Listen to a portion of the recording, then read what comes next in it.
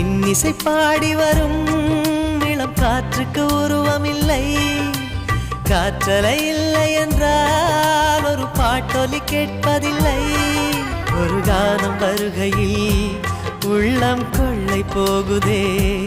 ஆனால் காற்றின் முகவரி கண்கள் அறிவதில்லையே.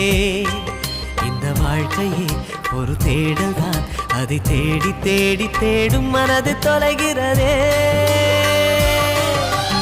இன்னிசை பாடி வரும் இளம் காற்றுக்கு உருவமில்லை. காற்றலை இல்லை என்றால் ஒரு பாட்டொலி கேட்பதில்லை.